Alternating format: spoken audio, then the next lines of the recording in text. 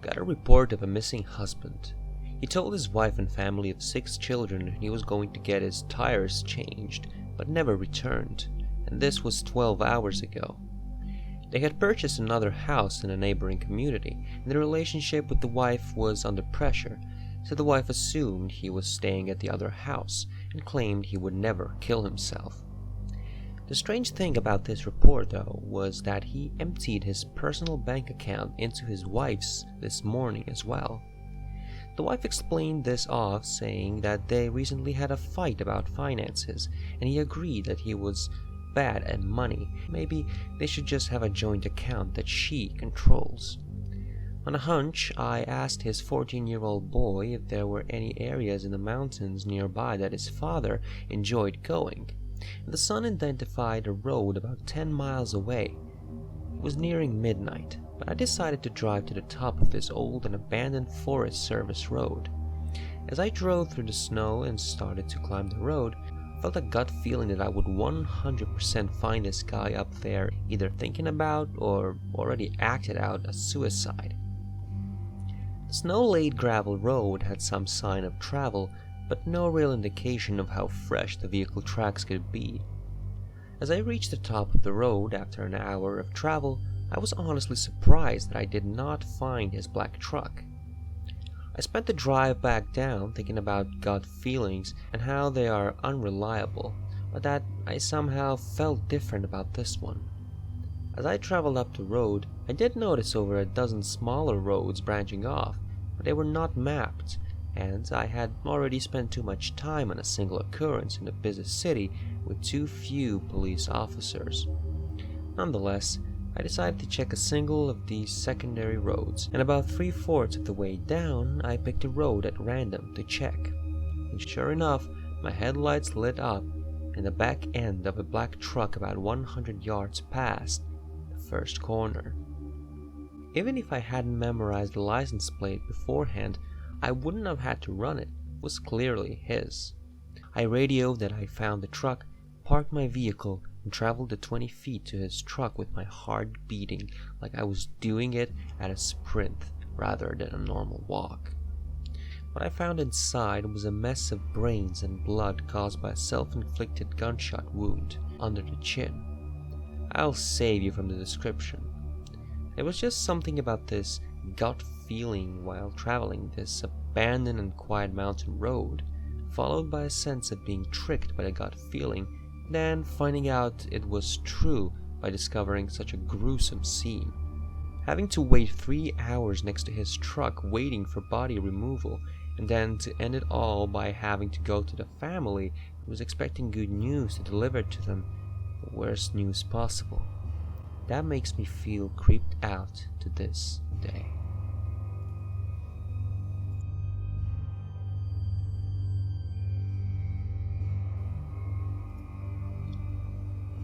I responded to a report of an unresponsive infant. When I arrived, all the family members were standing around casually in the front yard, pointing into the house. I found the baby in the back room laying on her back on a bare mattress. I started CPR, but realized the baby was probably already deceased. We rushed her out to the arriving ambulance, hoping they had a way to bring her back. I learned she was the mother's second suspicious SIDS death, and I had her other children removed from her care. The difficult part was when I left the scene and went to the ER to see what came of the situation. As I walked in and asked where she was, an ER nurse walked over to me and handed me the deceased baby swaddled in a blanket and told me to wait for someone to show me to the morgue.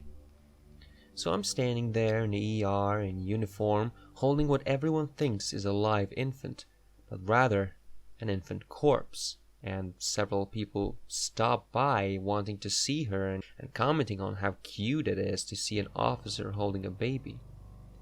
I just smiled, but it killed me inside. I was ushered back to the morgue after what felt like an eternity, and told I had to wait with the baby until the medical examiner arrived. He took the blankets off and laid her on a stainless steel gurney and left me alone with her again. I lounged around the morgue for about an hour waiting. By the time I got home, several hours after the end of my shift, because this call came out 15 minutes before the end of my 10-hour shift, I laid down on my bed and cried for a long time. My young daughter was in a daycare and my wife at work. I really needed to hold both of them, so the house felt incredibly empty.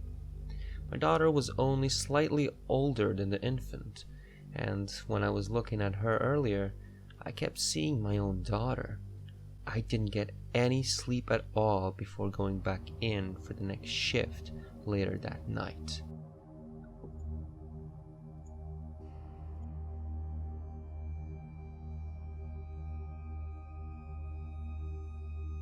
A few years ago, we had an apparent suicide, pedestrian versus train. Hispanic male in his early 20s left a note and decided to take a nap on the tracks. It was a mess. I mean, a real horror show of a mess. And anyone who has ever worked a rail-grade collision knows that your investigation really takes a back seat to getting the train moving again. So we are working like crazy to get everything in order so we can release the train. Well, and this is the creepy part, the family claimed we missed some things out there. Personal property of the deceased. I guess, according to Mom and Grandma, this kid had a big gaudy gold cross neck chain he loved more than life itself. We searched for it and never found it. We even came back out with a K9 before I made a PSD unit and tried to pick it up on an area search. No dice. At this point, it's just gone, disappeared into thin air. Well, this guy's little brother is a 17-year-old kid with a chip on his shoulder. He goes out there at night, a few hours after we clear, to look for himself.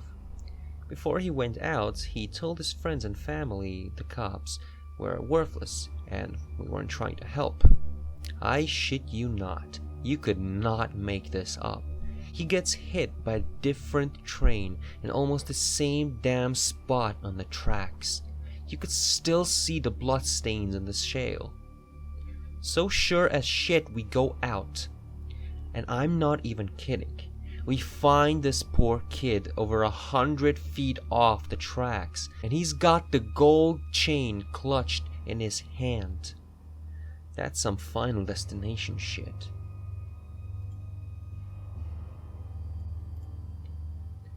My department sends an officer to all rescue calls if one is available. We got a call late one night to assist rescue at a townhouse complex for a woman hammer hanging. We didn't show up until rescue had already left with the patient, so we let ourselves into the residence and eventually found the bathroom, which was covered in blood. Blood on the walls, all over the toilet, everywhere. Crazy amount of blood.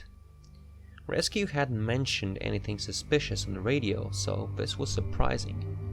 We were preparing to leave when one of the younger officers noticed bloody footprints leading to the front door, and then across the parking lot to a dumpster. We gathered at the dumpster, lifted up the top, and lit up the interior with our flashlights.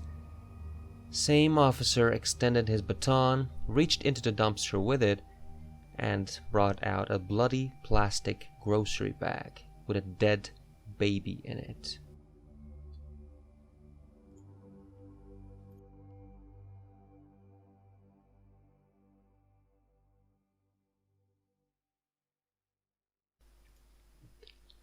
Myself and a buddy in my squad responded to an alarm.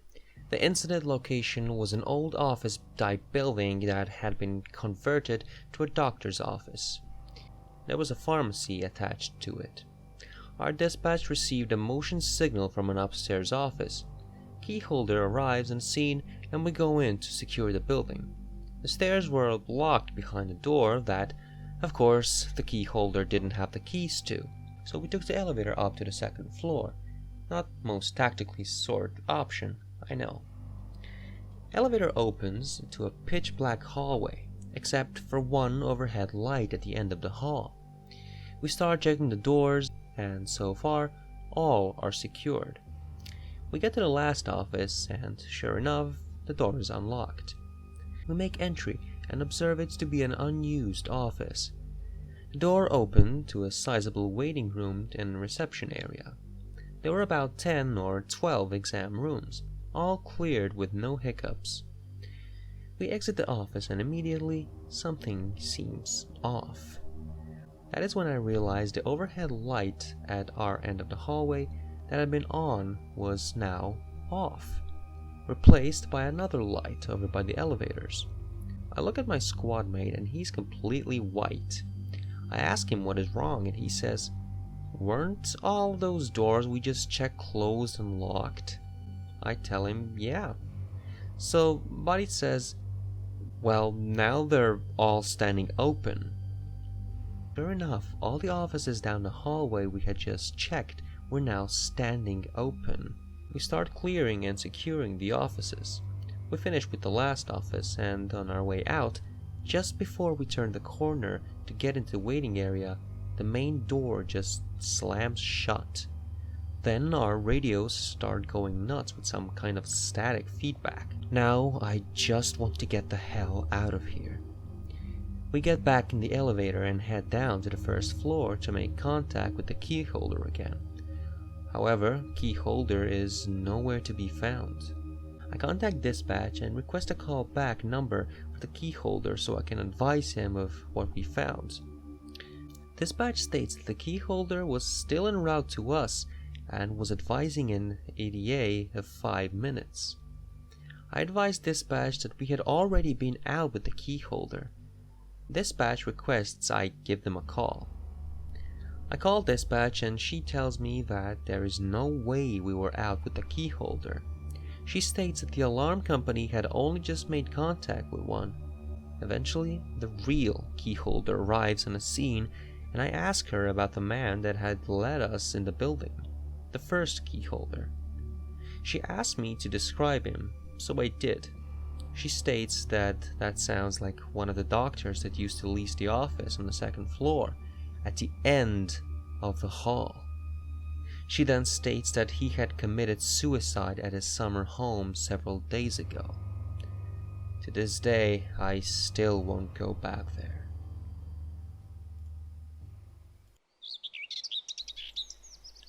Hi there, thank you for watching. If you wish to see more videos like this, be sure to click on the playlist link down in the description. If you'd like to see more, be sure to subscribe and click the notification bell. If you'd like to get in contact with me and send me your own stories, there's a link to my Discord and email in the description. See you next time.